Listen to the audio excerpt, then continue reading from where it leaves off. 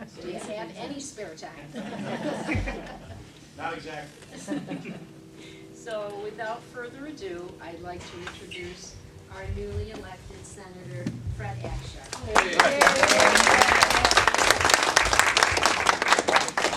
Thank you. Well, thank you everybody for having me. I appreciate your indulgence of allowing me to speak for a little while. I'll tell you a very quick story. It's kind of funny, but my background is in law enforcement, of course, which most of you know. A couple of weeks ago, I was in Albany. We had had dinner with the governor at the mansion, and we left. And Mary Lee, my chief of staff, picked me up, and we were driving up Washington Ave. Went through a red light, and the cop car came flying through the intersection. Came to a screeching halt. 2 undercover detectives jumped out, and the bad guy scattered like cockroaches, right? So immediately I went into cop mode. And I said to Mary, I said, now, mind you, it's 4 lanes, right? People driving quickly. And I said, Mary, stop the car. And she said, what? And I said, stop the car. What do you mean? I said, stop the GD car. And I hit the unlock button, and I jumped out. And the detective was chasing somebody up the block, and I came from the other way, helped him get him into custody. And the cop said to me, are you on the job? And I was in my suit, had my tie on. I had just come, again, dinner with the governor. Are you on a job? And I said, well, no, not exactly. I quit about 4.5 months ago, and I'm a New York State Senator. He said, what the hell are you doing out here? So once a cop, always a cop. Yeah, it was fun, to say the least. So I'm going to do a couple things tonight, if we can. I will talk about the transition over the last 4.5 months, and then I thought I could talk a little bit about the budget process and some of the issues that we faced in this year's budget. And then really, I think I'll just open the floor up to questions. I kind of like to do that when I'm in a group like this. So my transition has been relatively easy, quite frankly, because of the men and women in the conference, in the majority conference. They've been very, very helpful, very hospitable to me. So I was, of course, very nervous when I went to Albany. It's beautiful, it's grand, it's majestic. I was like a kid in a new school, didn't know where the bathrooms were, needed a little bit of direction. So very quickly I learned that that beautiful building is filled with personality and filled with bureaucracy. Things move extremely slow. So that's probably been one of the biggest disappointments, especially coming from an executive leadership role in law enforcement. It's been a difficult transition. So, but I've found my way. I'm comfortable with my colleagues. I am chairing the elections committee, which is not the sexiest and most sought after committee to chair, of course, but it's critically important. Something that we're working on in elections is the consolidation of the primaries, which statewide will save $25 million. We passed a date in the Senate in August. The Assembly has passed a date in June. So now we're trying to compromise on what we can do, because the Assembly wants it in June, we want it in August. Because, I made this argument on the floor of the Senate. I think it's critically important that we make a very clear distinction between political activity and our professional and our legislative activities. I don't think that during the throes of the budget in March, people should be back in their districts passing petitions and running for office. Now the Assembly won't self-admit this, but a lot of their if the primary is in June, it provides them a little bit of political insurance, because a lot of their members will run for Congress, and with the separation, it's early enough they can do both. And if they lose, a lot of the races right in New York City are won on primaries. And if they can get away with that, if they lose, they can come back to the Assembly and do what they have to do so. I met with Mike Cusick, who is my colleague in the Assembly, in elections, and at the member level said to him a couple of weeks ago, we really need to put our heads together and come up with a compromise, because really we're holding hostage $25 million that can be given back to municipalities. So I think that's critically important that we do something. Time is really moving quickly here, so if we can come up with a compromise this year, I don't think we'll be able to implement it, because obviously our folks who are running for Congress now are passing petitions, and the deadline is here today, right? Today. Yeah. So we will have gone past that particular date, but I think we can compromise in this legislative session and make it effective next year, which will be good. I'll talk a little bit about the budget process. I was a little disheartened, quite frankly. First and foremost, I'm used to helping Sheriff Harder with his $33 million budget, and which really is peanuts compared to what the New York State budget is. This year it's $155 billion, and I was disheartened with the fact that, you know, messages of necessity. I thought that was highly problematic because, you know, we couldn't come to a compromise and come to an understanding until it was a couple of days before the budget was due. So the day the budget was due, we went into the chamber at 3 p.m. and we didn't come out until 10 o'clock the next morning. And we found ourselves 2, 3, 4 o'clock in the morning at our desks. You know, they put a budget bill in front of you. It's 650 pages. How do you possibly digest 650 pages of material in one short hour and try to make an informed decision? So, you know, in the week or 10 days leading up to that point, we had discussions about big ticket items, you know, minimum wage, paid family leave, so on and so forth. And we kind of knew where that was going, but you know, that takes up a few pages of that 650. So I was not impressed by that particular process. So this budget, I want to talk about minimum wage. Michael, you and I talked about this the other day, but I think this is a great venue for me to talk about it a little bit more. I spent a lot of time traveling the district when I was campaigning, of course, but since being elected, knowing that this minimum wage issue was on the horizon, meeting with business owners and asking how will this increase affect you. And really, I didn't get any positive responses about the increase in the minimum wage to $15 an hour. Everybody was very nervous about it. They thought that they were going to have to lay people off or let people go, lose services. And so the governor and the assembly were very clear early on in the process that they wanted $15 an hour as quickly as possible across the state. So I really had to make a decision internally about what I was going to do, because I knew that we were negotiating some really great things in the budget. We have a record increase in education funding this year, a total of $1.5 billion. For our district that I represent, it's about an additional $16 million for the schools that are here. We also got rid of the gap elimination adjustment, which is critically important to school districts. That was really monies that were taken away when the Senate flipped in 2009 and 10, a total of $14 billion that was taken from upstate schools and sent downstate. So when the Senate went back to the Republicans, they've done a good job of trying to reinstitute that money that was taken away during 2009 and 10. So I'm proud to say that the GEA has been totally eliminated in this year's budget, and that'll really help school districts and help taxpayers. Transportation funding was critically important this year. The MTA was pushing for a very big number, and we were yelling, upstate representatives were yelling about we wanted parity. If we were going to invest $20 billion in the MTA, we wanted to invest $20 billion in the New York State Department of Transportation. And the argument is that our roads and bridges are equally as important as New York City's roads and bridges.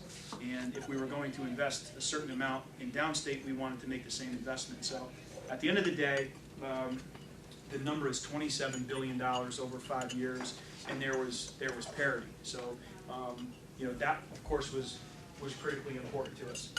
We're doing the biggest middle class tax cut in decades. It's a total of $4.2 billion. Our initial proposal was reducing the middle class personal income tax by 25% by 2025. At the end of the negotiation, it's going to be reduced 20% by 2025, and you start to see immediate savings for those who, even small businesses who file under PIT, making $300,000 or less. So those were some really important things that we were negotiating, and I knew that were really good for the district. But I knew $15 an hour wasn't in terms of the minimum wage. So for me, it became clear that I had to find a way to mitigate the $15 the best we possibly could. So we all knew, and the governor was very clear. I go back to the dinner we had when I had a chance to chase the guy down on the sidewalk. The governor was very clear during that dinner that he wanted $15 an hour across the state, and he would convene wage boards for every industry if he didn't get his way, which he has the statutory authority to do. So that was something that was weighing heavily on my mind as well. So if we don't agree, if we can't come to some compromise, he's going to institute wage boards, and we're going to have to swallow $15 an hour. So as negotiations went on, we had talked about a small business carve-out, 100 employees or less, agriculture carve-out, which I thought were great ideas. But when they were brought back to the assembly, they were non-starters for them. So this is what we ended up with at the end of the day. And this is why I voted for the budget. Not that I'm happy with $12.50.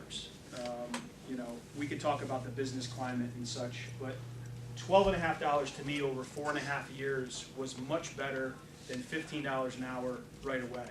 At least it afforded everybody an opportunity to make adjustments where they needed to, gave them some time to plan, and most importantly, there was an immediate suspension of the wage board that the governor can't convene a wage board at any particular moment as the minimum wage is increasing throughout the state. And we put a safety valve mechanism into for 4.5 years. So there'll be an economic impact that's conducted, and they'll want to see if you can draw a direct correlation between a better economy, job growth, manufacturing growth. If they can tie that directly to the minimum wage increase, then the last two increases will happen. If they can't, then they'll suspend them upstate. It was a very divisive issue, of course, because we have colleagues, a couple of colleagues who represent constituencies in Brooklyn, and they were going to $15 an hour in 3 years. And we have 9 delegates from Long Island, and they were going to $15 an hour in 4 years. So it was a divisive issue in terms of just dealing with it in the conference, because while it was easier for us to swallow 12.5 over 4.5 years upstate, it wasn't easy for our colleagues downstate. So at the end of the day, I think that if I were to have made a decision based on my heart, I probably would have wanted to vote no. And if we were afforded an opportunity to allow the minimum wage in a standalone bill, I probably would have voted no. But we weren't afforded that opportunity. Minimum wage was in the same exact bill as the other things that I just talked about: education funding, transportation. So it makes it very, very difficult to vote no on something like that. But I think that's probably done for specific reasons. So, I try to, again, I think that, I personally, I was conflicted, until the 11th and a half hour, quite frankly. And I was really waiting to see what my colleagues, my neighbors did, like Senator O'Mara. And, we were in constant discussions about, how do you feel about this, and how is this going to affect us in our constituencies. So, the reception that I've gotten from the business community is, I don't think they're pleased with 12.5, but I think they appreciate the work that went in to trying to mitigate the issue and make it a little bit more palatable for everybody.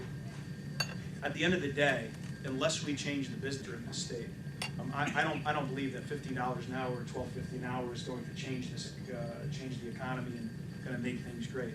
I'm not suggesting for 1 minute, and I want to make this point, that people don't deserve to earn a good wage. But I think if we had a better business climate in this state and we were attracting businesses here, we wouldn't have to worry about paying people minimum wage. And the market should dictate what people are being paid in any industry or any company. So we have a lot more work to do in terms of regulation. One thing my colleague George Amador from Albany was very adamant about was making some real reform when it comes to unemployment insurance and workers' comp costs. We need major changes there to reduce some of the costs that businesses are paying. So I remain focused on the small business and business climate overall in this state moving forward in terms of our legislative agenda or priorities for the next 2 months. And most importantly, is in this particular budget, we appropriated an additional $25 million for the heroin and the opioid issue. And it'll be my focus, along with my colleagues on the heroin task force, to ensure we get that money out the door as quickly as possible. My fear is that what I've learned in the short 4.5 months is that my fear is that may get muddled up in bureaucracy, and the governor is going to want to have a say where it goes, and we of course are going to want to have a say where it goes, and we can't allow it to stifle progress and slow that money down getting out the door. So it's been an interesting 4.5 months, trying to learn as quickly as I can. I basically can write a book about what not to do. I had an opportunity to meet Donald Trump the other day. Thought it was kind of neat, right? Got my picture taken with him. I didn't think anything of it when I was the undersheriff. I used my own Twitter account, my own Facebook account. I tweeted a photo of me and Donald. It was totally blown out of context and proportion. People thought I was endorsing him, and really went to hell in a handbasket in like 30 minutes. So I took the photo down, which is like an absolute no-no. Don't ever do that, right? I'm learning, because now apparently I had something to hide. So needless to say, I'm driving my staff insane.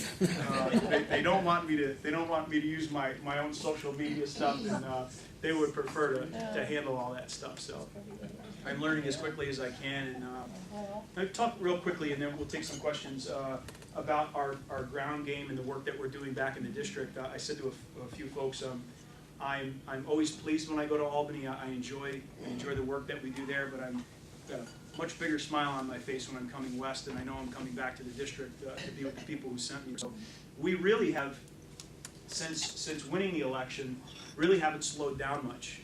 We pledged accessibility during the campaign, and I think we've kept that promise. We're extremely busy in the district.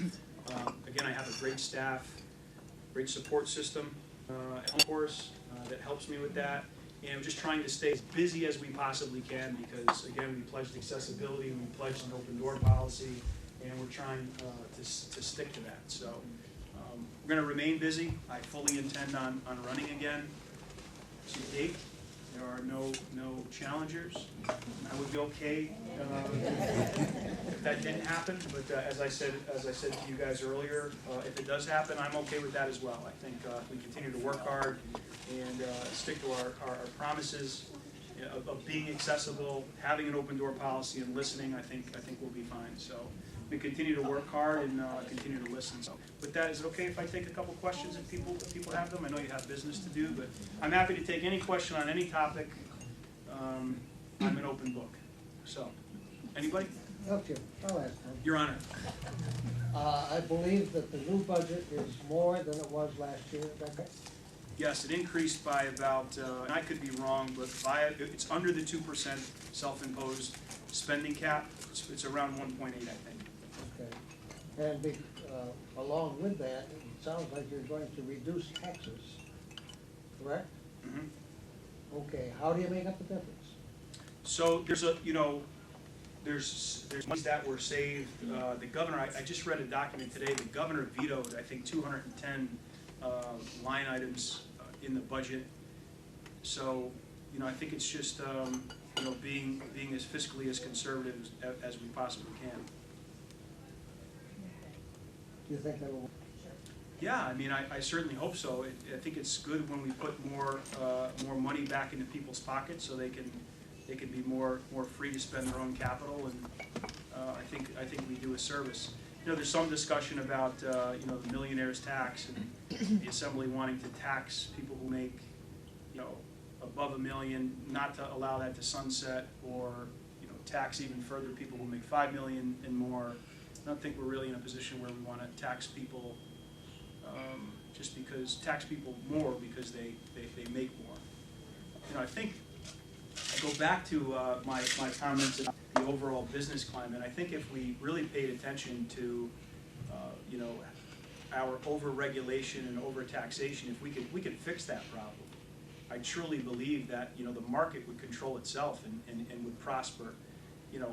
I'm no business owner that I've ever met thinks it's a gift for a member of the legislature to tell him or her how to run their business, right? I mean, all we have to do is get out of the way in terms of regulation and bureaucracy, and they're going to thrive and prosper on their own. I think that's really where our focus needs to be.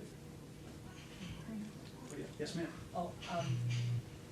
You said when you got to Albany, everything moved extremely slow. And you remind me of my aunt, she always said, I want the job done yesterday. Yeah, and that's really, especially from the world in which I come from, that's how I feel when I'm there, but that doesn't necessarily happen.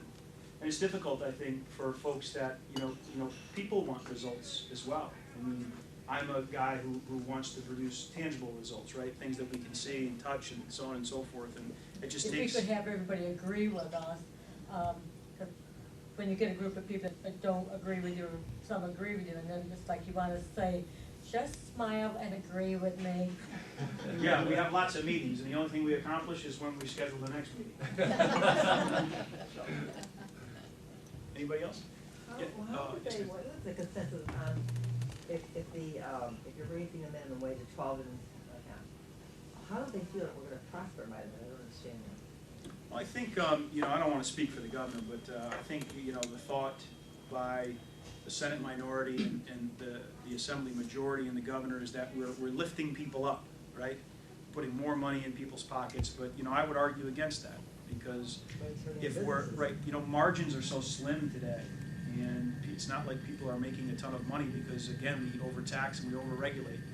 And, there's less, the margins are much smaller. And I think, again, from listening to the business owners that I represent, the wage was to go to 15 in a short period of time. They have to increase their prices, right, to try to make up some of the difference. And we all know that there's a tipping point for everything. We're only willing to pay so much for that piece of cake at the spot. And then we're going to say, I'm just not going to come. And when we don't come here, and people aren't spending money, then the owner of this place has to lay people off, right? Because he or she has a hard time making payroll. So it's really, I think, just a difference of opinions about how we get to the end result. Ma'am? Yes. I recently heard that a gentleman was hired to look at the prescriptions written by area physicians for the opiates. How is that going to be affected by his investigation by the HIPAA laws? And will that also affect on, I know they're trying to get rid of the drug problem of the inner city and so on, but it comes across to a lot of us as we're being threatened also. If this person sees my doctor, for instance, writing prescriptions every month for medications that I need, are they going to be forced to stop because it might lead me down the street to get heroin? No, I mean, listen, it's a local issue that, I'll comment very briefly on. It's my understanding that the county executive has hired this gentleman to educate physicians. And I'm here to tell you that even with the piece of legislation called I-Stop, which reduced the amount of doctor shopping people were doing, right, in terms of prescription pain medication, physicians, not only in this district, not only in this state, but throughout this nation, are still overprescribing narcotic prescription medication, plain and simple.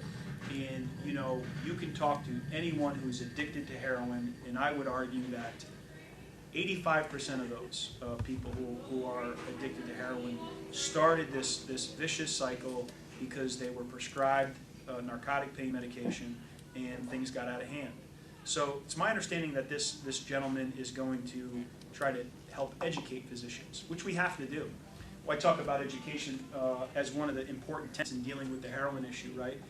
Treatment, prevention, education, and enforcement. And in terms of education, I think we can't be short-sighted in thinking that we should only go into schools and we should only educate young people about the dangers of prescription pain medication and heroin and other narcotics. I think we have to educate physicians and those in the medical field who are clearly still overprescribing.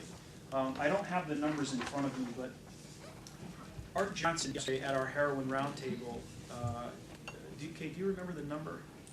In Broome County, there were some 3 million doses of prescription pain medication that was prescribed last year.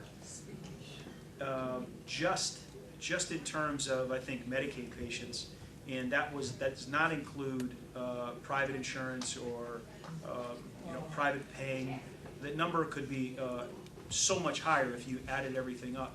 We all know that if you get a toothache or you get a tooth pulled, even the dentist, right? They'll give you 60 pills. I mean, do you really need 60 Oxycontins Right. for a pulled I tooth? understand that, yeah. And then what happens?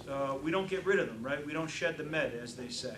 You put them in your cabinet, and we forget about them, and then they get into the wrong hands. So this is, I can't stress this enough, that this is such a complex issue. I said yesterday to a couple of parents at our heroin roundtable that and I feel this way, if there was a magic bullet, if somebody said to me, Fred, all we need is $100 million, the state to give us $100 million and we'll eradicate this issue, I would advocate, that's all I would do, is advocate for the money. If they said that there's one simple solution, we would advocate for it. Any one of us would. But it's such a complex issue that that's taken us a while to get into, and there's no single solution that's going to get us out of it. What we can't do, and I stressed this yesterday as well, is we cannot allow our political differences and our personalities to get in the way of progress. Because when that happens, the only people we harm are the people that we're trying to help. And it's a nonpartisan issue, it's a non-political issue, and it's important. This community is rich with people who care. That was overly abundant yesterday. A lot of people on the panel from every walk of life, and it's clear to me that people truly care and people are trying, but it's just a complex issue. I know that I'm involved with a lot of senior citizens where I live, and some of them, do take the narcotic medications, and they're afraid that, this person is coming in and looking at their records, and that's one thing that concerns me as well. That's not the intent, and again, I don't want to speak for the county executive, that's not the intent of, ISTOP does that, right? So that's a system in which, ensures that there's not overprescribing happening, and it's not the intent of the education piece to look at a record and say, you're getting too much pain medicine, so we're going to come to your house and take it away, or tell your pharmacist or your doctor to stop prescribing it to you. That's not the intent. It's the intent of this, it's my understanding that's the intent of this person to help educate physicians on the dangers of overprescribing, which is still happening today. Thank you. I'll take a couple more. Pharmacists too, because they're the ones that should be the first line against seeing someone who's taking too many of something or something that doesn't go. So I had an opportunity, speaking of pharmacists, to meet with a group of pharmacy students this week in Albany when I was there. We talked about this very issue, about pharmacists having a moral obligation when they're seeing, Dr. A is prescribing, a ridiculous amount of prescription pain medications. They have a moral obligation to send the flag up and to bring some attention to that particular doctor. I think it's, again, it's such a complex issue, and everybody has a role in trying to help solve the problem. I've also heard where people are having many doctors prescribing medications, which isn't there some way that they can really control that? I mean, I don't think that's happening as much anymore because, right, so every doctor, and one loophole in this particular issue is emergency departments don't have to worry about this, but we have to check the system to make sure that Fred Akshar hasn't gone here to get Oxycontins, hasn't gone here to get them, because that stops that from happening. Is the information easily accessible to Yeah. the doctors? Yep.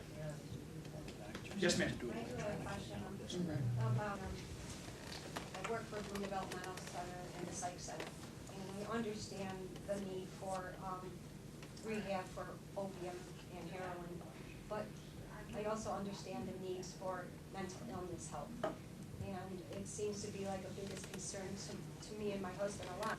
It's because he owns guns. And every time there is a shooting, they blame the gun owner. Well, half the time it's people with mental illness that are getting the guns that they can't, is happening with. And seeing Broome Developmental close, and then seeing work there for 30 years, and at the psych center, and seeing these people just being put out into the streets, some of them, and or else put into houses that can't meet the minimum requirement for these type of people. It just seems to me that so much money is being put into the heroin epidemic, which to me is like against the law. I mean, if you're a heroin user, you're breaking the law. And I don't, we go back and forth with it all the time. I don't think that there's anything that could ever be done about anything. No, you know what? In my humble opinion, so many people suffer from dual diagnoses, right? Dual diagnoses, where they have mental health issues and substance abuse issues. We've, as a society, I think, failed miserably in that particular arena in terms of properly funding those with mental health issues. And we're seeing it. We have defunded so many programs, right? Like the closure of BDC, reduction of beds in Greater Binghamton Health Center. And we've seen what has happened is these folks have gotten put out on the street or in group homes, and then they're picked up by two other disciplines, either healthcare or law enforcement, neither of which are properly educated or funded to deal with the issue. And it's a very simple argument to make, in my humble opinion, that fund the programs where they belong, and we would help this issue, right? But it's amazing. I was on the mental hygiene budget subcommittee this year and the public protection budget subcommittees, and to talk to commissioners appointed by the governor, and we ask very specific questions about these things, right? We see reductions in services, the minimum wage issue hit non-for-profits that we're providing now these services, and to talk to the commissioners and the deputy commissioners, they would argue that everything is fine. We have plenty of money to do what we need to do, and we know that that's not the case. I think we need to continue to argue about ensuring that there's a significant funding stream that goes into these issues. And the people being right and left away from adolescents, and they're the biggest ones that we need to help. I'll tell you this, I'll go back to my touring.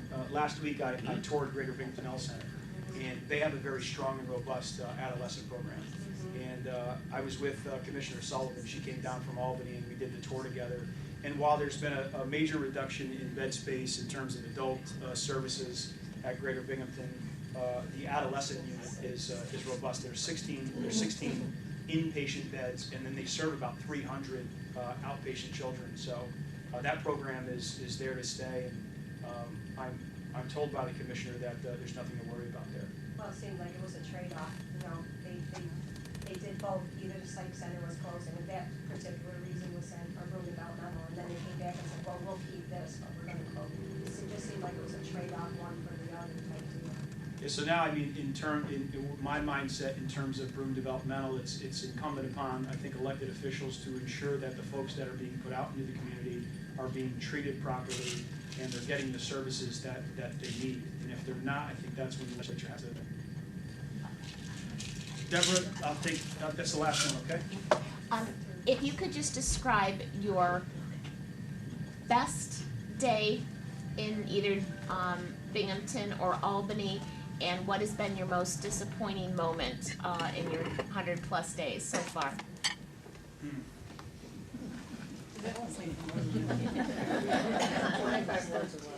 The best day is probably, I continue to be inspired by young people, quite frankly. And, I've had a great opportunity to meet so many bright and talented kids, young people, adolescent people who come to Albany, and, this generation of kids who, while, plenty of them have problems, but, they're incredibly inspiring and smart. Had an opportunity to meet a group of young people involved in FFA programs. The best days, I think, are dealing with our youth and, really educating myself on just some great programs that are throughout the state. And it's always encouraging to see the adult people who are behind our young people, right, who are so inspirational and bringing them along. I think probably my worst day to date was, the struggle with minimum wage and trying to deal with that. Because again, I think a decision of the heart is totally different than a decision of the mind. You know what I'm saying? And I struggled with it, being honest with the group. I mean, I struggled with it from a multitude of angles, right? I struggled with it politically, and in terms of not politics, but how it was going to impact the business community. And at the end of the day, we try not to make political decisions, right? We try to make decisions that are in the best interest of the constituency that we serve. And in terms of politics, I'm not talking about getting reelected. I'm talking about how is this perceived. And right now, I feel like we are in a very good position. We're in a position of strength. We're keeping our promises. And I struggle with upsetting people, quite frankly. And I am very quickly learning that it's impossible to keep everybody happy. So I am probably, quite frankly, I am probably the most popular that I'll ever be in my career in the Senate, and I know it's only going to go down from here. So long as I stay at 50% plus one, we're okay. Hope that answered your question. You're going to do more than that here. Thank you. Is it under $15? Absolutely. There was a picture for your porch We're on camera. display, yes, but it was broken. So there's a very small token to say thank you for coming out to us and enjoy our wonderful weather. And we're just so pleased to have you. And just for the record, it's under $15, right? Yes, it is.